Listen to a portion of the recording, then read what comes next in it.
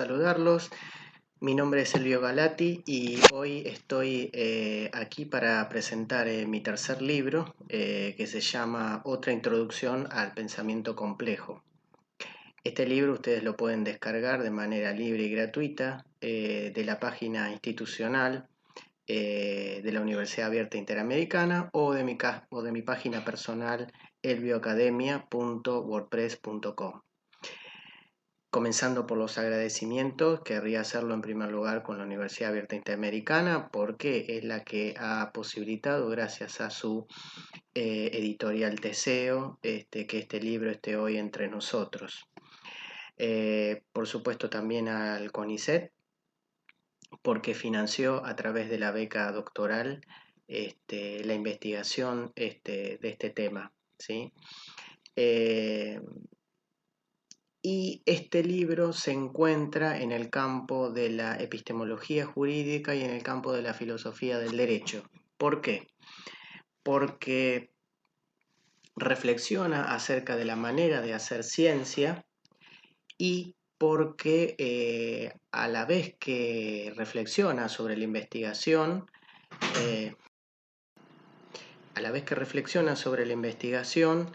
evidentemente se cuestiona acerca de la naturaleza del objeto jurídico y entonces ahí tocamos la filosofía del derecho.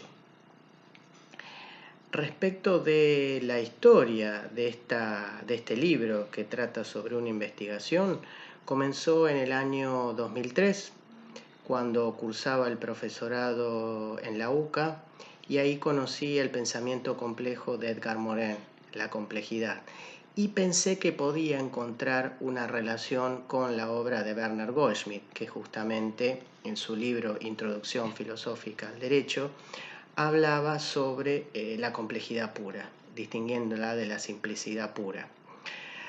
Recuerdo que en esa época me debatía, digamos, entre el doctorado y la carrera de filosofía y ahí primó la carrera del posgrado. Este libro es una parte de lo que es mi tesis doctoral y la idea es publicar el resto en otros libros, ¿sí? La tesis doctoral en sí se llama La teoría trialista del mundo jurídico y el pensamiento complejo de Edgar Morin, coincidencias y complementariedades de dos complejidades. Esa tesis se presentó en el año 2009, se defendió en el 2010, fue evaluada con 10 y recomendación de publicación hace ya mucho tiempo, ¿sí? Pero como digo ahí en el libro y en las palabras preliminares, la decisión es de mantener inalterada el texto salvo las actualizaciones bibliográficas, ¿sí?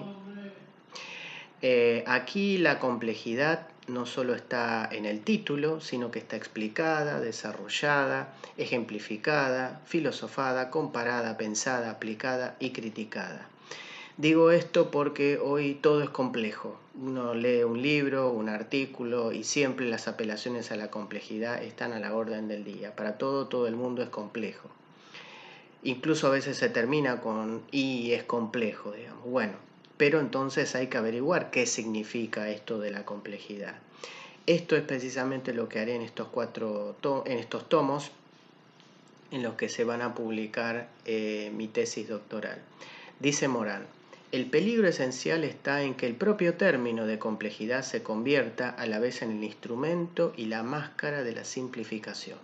Eso dice en Ciencia con Conciencia. En estos tomos se tratarán entonces la complejidad y el trialismo, esas teorías en relación. Aquí, en otra introducción al pensamiento complejo, desarrollo estas dos teorías creadas por Morin y por Werner Goldschmidt.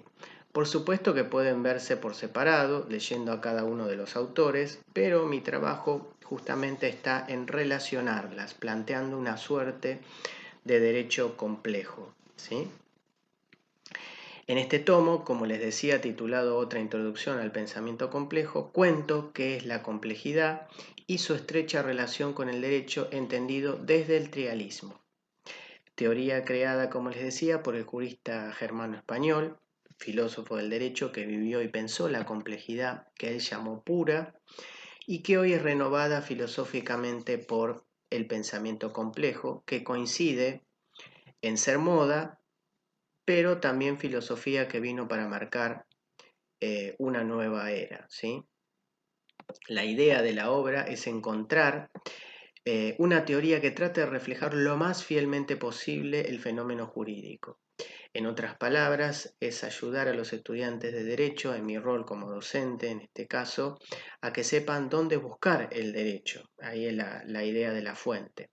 Bachelard justamente lo que decía, epistemólogo francés, es que toda ciencia tiene que desocultar, ir contra el sentido común, que en este ámbito es común justamente, digamos, asociar el derecho con la norma, ¿sí?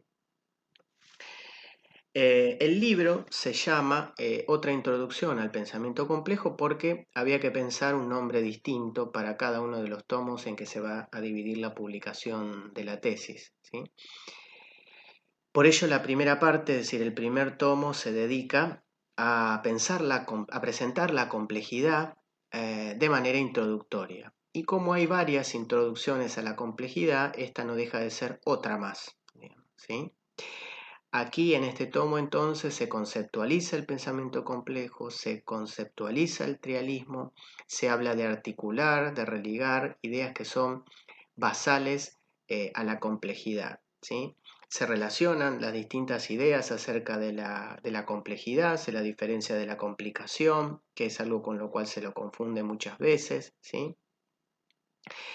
Se muestra la historia de la complejidad, comparándola con otras complejidades, y se habla de la complejidad trialista, ya que la idea es relacionar el pensamiento complejo justamente con el trialismo, ya que hay relaciones entre ambas teorías. También se muestran complejidades en distintas ciencias, ¿sí? Se hace un catálogo de distintas ciencias para mostrar justamente que no es una característica aislada del derecho que sea una disciplina compleja. También se muestran justamente que no son comunes, son comunes las compartimentalizaciones, ¿sí? En el ámbito de lo que se llama la paradigmatología, como esquemas que forman parte de paradigmas simplificadores, y esto lleva a analizar entonces la noción de paradigma para poder entender las razones de las visiones simples o complejas.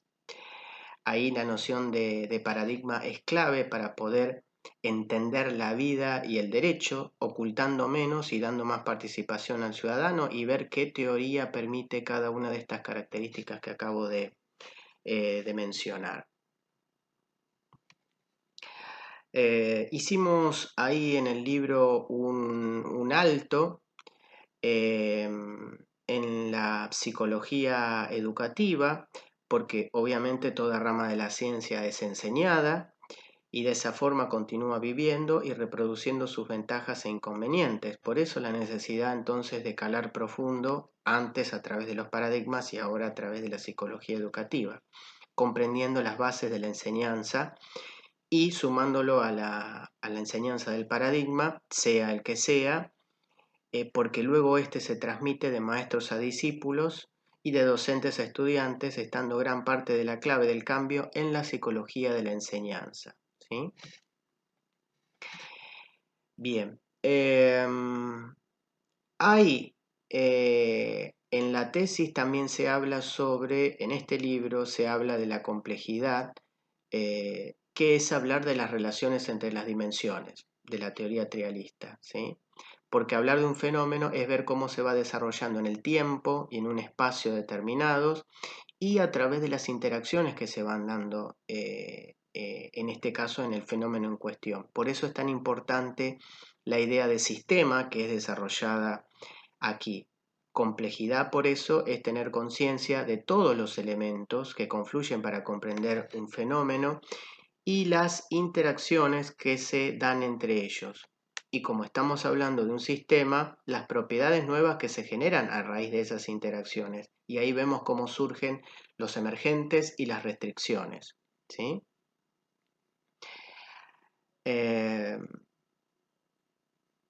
limitar el poder del gobernante o empoderar a los ciudadanos individual o colectivamente son características que las teorías deben estudiar y esta es entonces la estructura del libro. La idea, la tesis central, es la de la relación de coincidencia entre el pensamiento complejo de Edgar Morin y la teoría trialista del mundo jurídico.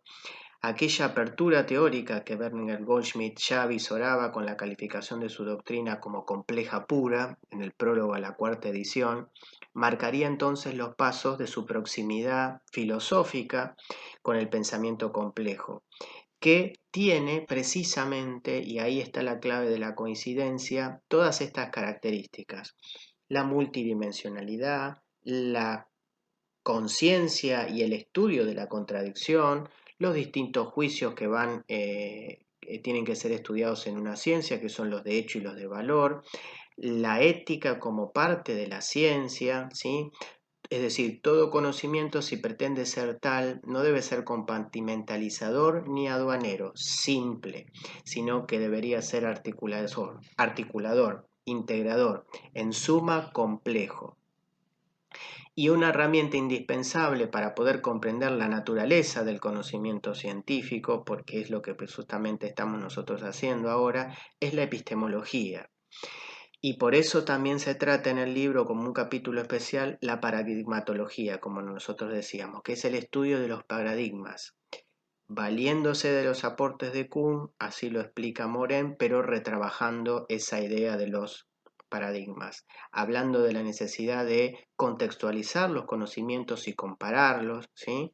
Valiéndose, como está mostrado en el libro, del planteo sistémico, que aporta riqueza por las relaciones, interrelaciones y restricciones que son mostradas en el funcionamiento de la teoría trialista, ¿sí? A través de sus distintas dimensiones y con ejemplos.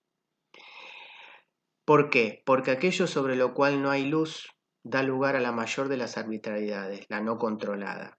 Aunque alguna corriente jurídica margina algún aspecto a través de los unidimensionalismos, no obstante, este aspecto seguirá existiendo e influenciando en la resolución de los problemas jurídicos.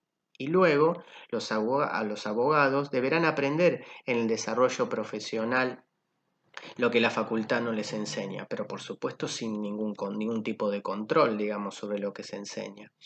Aunque las leyes se muevan entonces en el cielo de los conceptos, el jurista no vive en dicho mundo de abstracciones.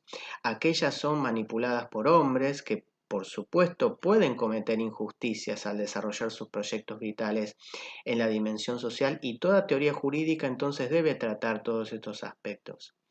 El derecho entonces lucha por la justicia, no por las normas, aunque necesita de ellas para encauzar la realidad. Pero para ello hay que tener conciencia de la diferente naturaleza de lo real.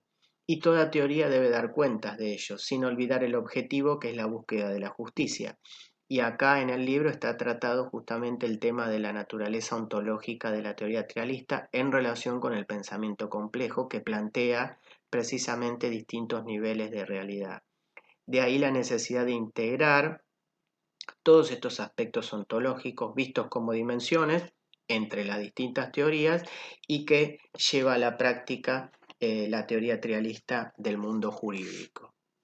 Por eso, para ir terminando, me gustaría decirles, así como el dicho señala: lo bueno si es breve es 2 veces bueno, lo bueno si es complejo es 2 veces bueno. Una teoría siempre ilumina la realidad, y de ahí la importancia, digamos, de la teoría. Alguna vez se dijo todo es teoría, es cierto, ¿sí? Como decía entonces, una teoría siempre ilumina la realidad, pero si es compleja, ilumina distintas realidades.